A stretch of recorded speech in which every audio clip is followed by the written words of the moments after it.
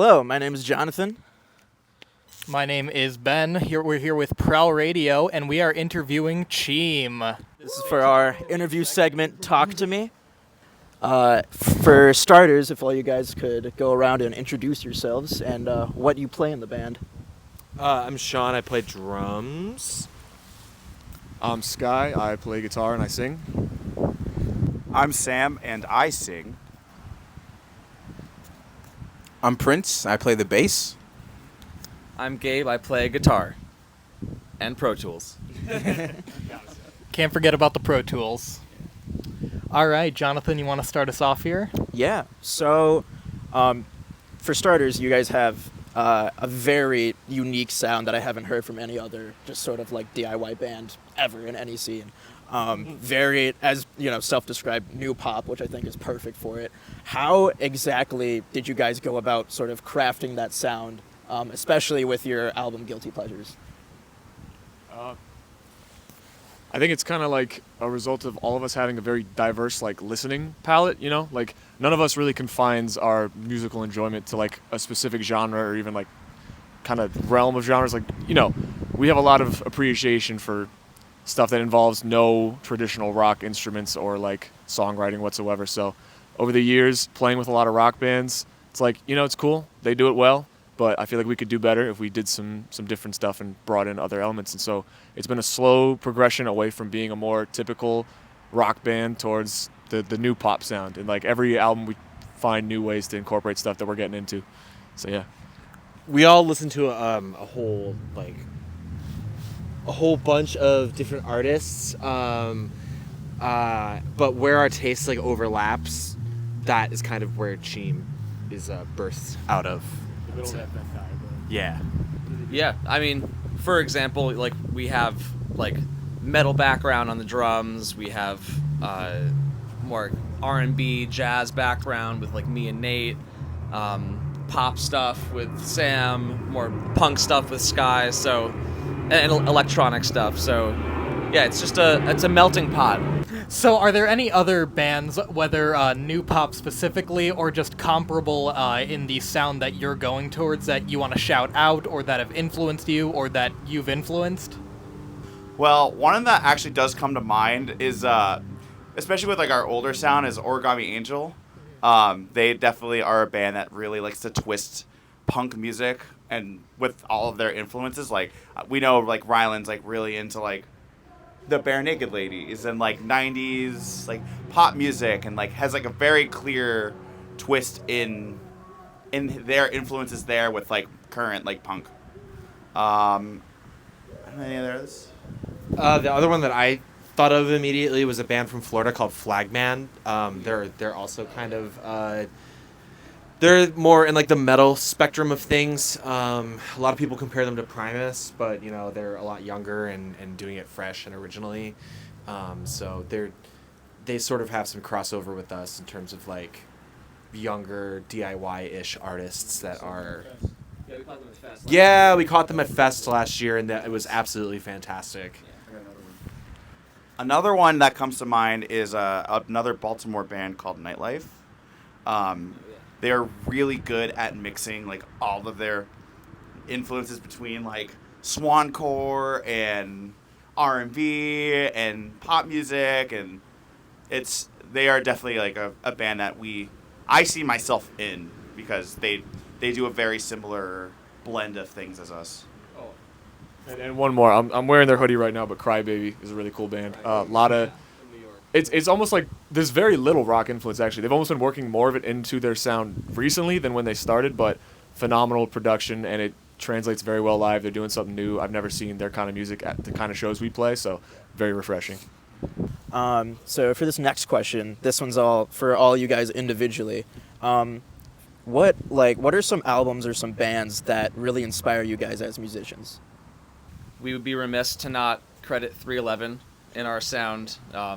Sky can speak mainly about that, but he has like put us all on 311 as in like this awesome, very multifaceted band that, you know, we're not doing the same kind of genre blending, but we're taking, you know, inspiration at the way that they execute it. But yeah, personally, my background is in jazz piano, so, you know, not talking about guitar, but just musically in general, I love, you know, the jazz piano greats, Bill Evans, Red Garland, all that stuff. I'm really into R&B, like Erykah Badu and all that kind of stuff, but then I just take a 180 and I play in this crazy rock band that has nothing to do with that. But I think there's some... I get all the planes, man. I think there's some of that rubs off on me in my guitar playing. Me personally, I started, like, in terms of bass, I started a lot with, like, Primus, listened to a lot of Les Claypool and, like, Flea from Red Hot Chili Peppers. Then on the opposite side of that, I was doing a lot of, like Gabe was saying, like, hip-hop jazz. I really like a newer sound of jazz, like, listen to, like, a lot of Wolfpack. Joe Dart's really good. Definitely a huge influence on my personal playing style. In terms of, like, context of Cheem, though, Sky Accord from Issues is a big sound influence for me. Just the way, just his finesse is just clean. Those are good answers. For me personally, like, a lot of it does come from, like, the music my dad showed me as a child. Like, I remember, like, being in the car and he would blast, like, Sublime and Red Hot Chili Peppers, like, religiously. And those two bands in particular have, like, kind of been ingrained in my mind and has been very applicable with Cheem. But when I started to actually, like, gain my own influence in, like, music, some that, like, really speak out, especially with Cheem, is, like, actually the first CD I purchased was A Fever You Can't Sweat Out by Panic. I get told I sound like Brennan Urie every single day, which I am not, like, I don't get upset by that. I'm very honored to hear someone say you sound like, you know, these popular singers. Same with, like, Fall Out Boy.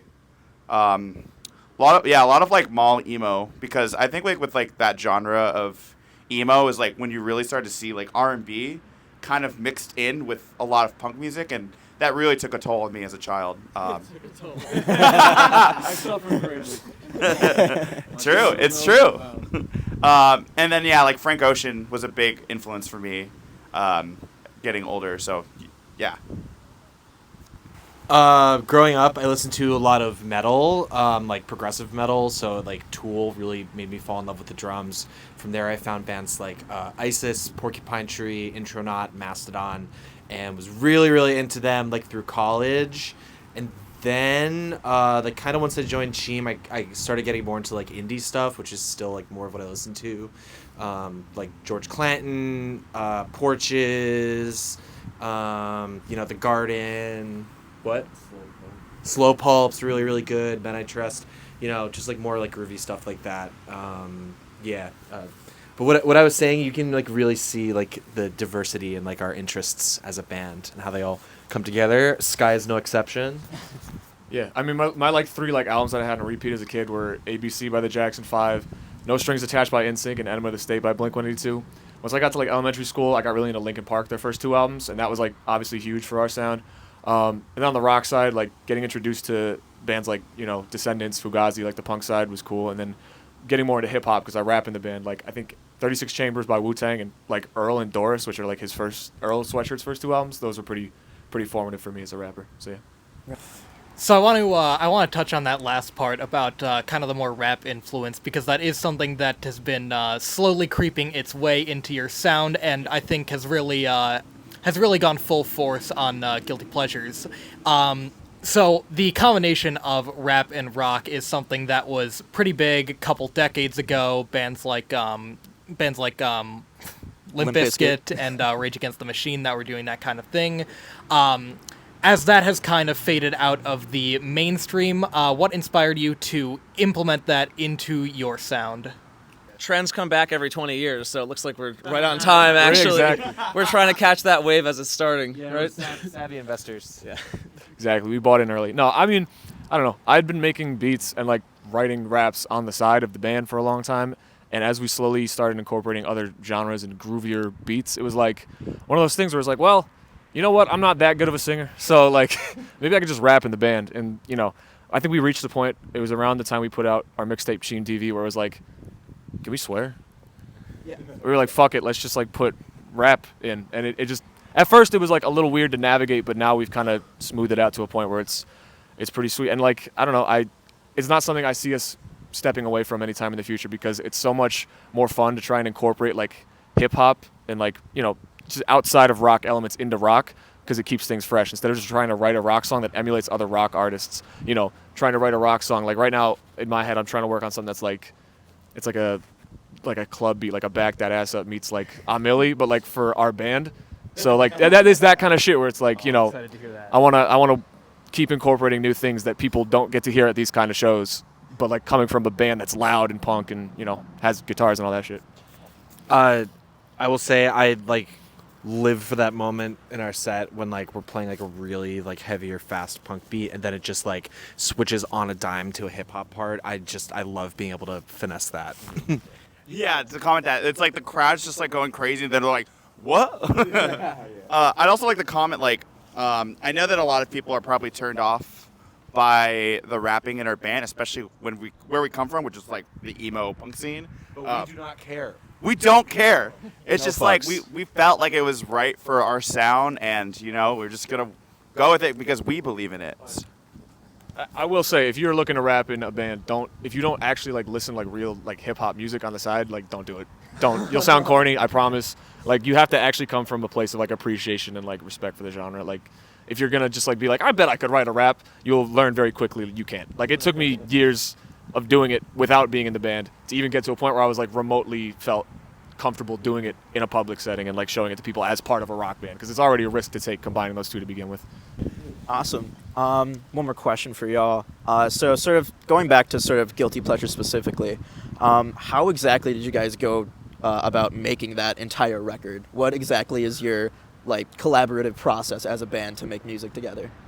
I feel like I've been talking a lot, I'm sorry. Should I wait? Or these are probably good. Can we pretend that airplanes in the night sky are like shooting stars? I could use a wish right now, wish right now, wish right now. When we write a song, a lot of times, you know, it comes from something like I just described, where it's like having an idea to combine two things in a certain way, or just a certain beat we want to try out, or maybe I'm just fooling around on guitar and there's a riff. A lot of times the initial idea comes from me. I'll bring it into GarageBand and I'll flesh out a demo. I'll lay down like MIDI drums, and my first instrument is drums, so I'm not coming from a place of not knowing like what is a reasonable drum part to expect Sean to be able to do. So generally speaking, I can give him stuff that he can interpret in his own way and actually play and stay true to the original demo of the song.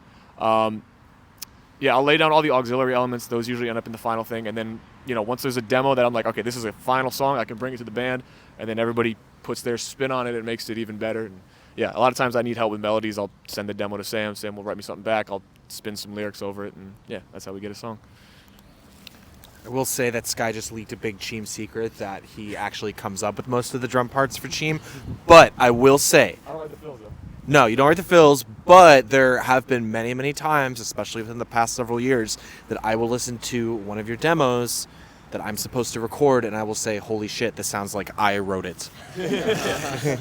Because you're writing for me. Yeah. I'll say something that happens in like all Cheem songs is the idea of like switching up at a certain timestamp. Not like a timestamp, but like not dwelling on something for too long. Always trying to make those big switches, like say to a rap section or into like a breakdown or a ska section, like all those things, just to try to combat like the attention span deficit. Everybody's got ADHD. Yeah, to some extent. So We don't want people to play Subway Surfers during a set. right, yeah. Family Guy is allowed, but Subway Surfers is like a little insulting. That's one. So, I think this is the last one out of me probably, but you've definitely, Guilty Pleasures is probably the record with the most change-ups and the most experimentation of your work so far. Do you think that you've settled on a sound? This is something that you're going to keep reproducing for a while, or does the experimentation not stop here? Are we going to get into something even more obscure than we already are? That's a fantastic question. It's something that we actually talk about with the band a lot, as recently. A lot of the years of us being a band has been development. But like I think at this point, okay, yeah. At this point, we've kind of we figured out who we are as a band, and while we may have like a kind of like an idea of our sound, we're still going to like try to find a way to make every Cheem song from here on out be its own unique thing. Like try to introduce new elements to each song, because I think that's what makes Cheem Cheem. No filler. Yeah, no filler. Just whatever the hell we could just stuff into like a 5 to 12 song release. I mean, yeah, I think it's almost a combination of both. Like, we've stumbled on a sound that like allows us to experiment. Like right now, what we're presenting to Cheem fans is like, you know, sort of an idea that Cheem doesn't really have boundaries. Like, so we can, as long as we know how to keep things like catchy and like concise and exciting, we can pretty much work in whatever we're listening to at the time. And I think our next release is proof of that, because it'll be very familiar and comfortable to people who liked our album, but it will also introduce a lot of new stuff. It's not just going to feel like more of the same. It's going to feel like, oh, these are 5 tracks that could have been on the album, and it would have just made it like a better album too. You know, like it's just all new stuff that feels like home, but if you put like an addition on your home, you know, that's what I'm talking about. I think with like the way that we developed our band, each release has been jarringly different, which has been probably a turnoff for a lot of earlier Cheem listeners, which is understandable. You know, we're still trying to learn who we are as artists. But I think at this point, like, people really understand who we are. And like Sky mentioned, if you like Guilty Pleasures, you're going to like everything else that's going to come after this. I don't think anyone that isn't here right now isn't going to like what we're about to do next, which is comfortable because we're trying to make this like the thing. So it's cool. We know who we are now, and now we can just like maximize it. I think I think there definitely is a market for this idea of the constant experimentation. I think there's a lot of bands coming out. You mentioned Origami Angel, 100 Gex comes to mind. These bands who have built their entire brand off of constantly changing their sound and trying new things, and I think Cheem can definitely fit into that market. Definitely. All right. I think one last question for me too. This will be a quick one. If you had to fight any Pokemon, which one do you think you could take? I'm sorry, but I would squash Oddish. Like it's Jover for Oddish. Like that little vermin. It's like a bug, or it's like an egg, like a round eggplant. Yeah, it's like a plum. Next time I see Mr. Mime, it's on site. He's on site with Mr. Mime. I don't know, on the topic of stomping, I feel like Diglett would get it. You know? Yeah, it'd be like whack-a-mole. What if he goes underground? I'm gonna find his ass, bro. If I have an objective to fight him, it's on site. I don't really know Pokemon that well, but based on what I know from Melee, I guess I could kill Goldeen because it doesn't seem to do anything. I don't know the real power levels of any of these Pokemon. I think Yeah. you're on the right track. I with picked a Goldie. safe one. Yeah. Good job. I don't know. Send Mewtwo my way. I'll see what I can do. Skills issue. All right. And is there anything that we have not asked that you want to talk about? Anything new that's coming out? Yeah. Anything you guys want to plug real quick? New release in 2024 coming out. We're hoping around March. We're really, really, really excited for it. It is the best, the most peak Cheem. New EP or Q1 2024 Cheem tour. We're gonna hit the West Coast next year, and also this is the best fucking drink. If you like Gatorade, you gotta check out Lime Cucumber, Pepino Limon. Sponsor us. It's salad Gatorade. Please sponsor us Gatorade with Pepino Limon. And Vla. Vla. Follow us on Instagram at cheem.season. Awesome. Well, this has been Talk to Me, a Prowl Radio interview segment. I've been Jonathan. I've been Ben. We'll have our socials, Prowl socials, and Cheem socials up on the screen in just a moment here. Thank you guys so much for doing this interview. Appreciate it. Yeah, thank It's been you. fun, and we'll see you all in the next one. Bye. Bye.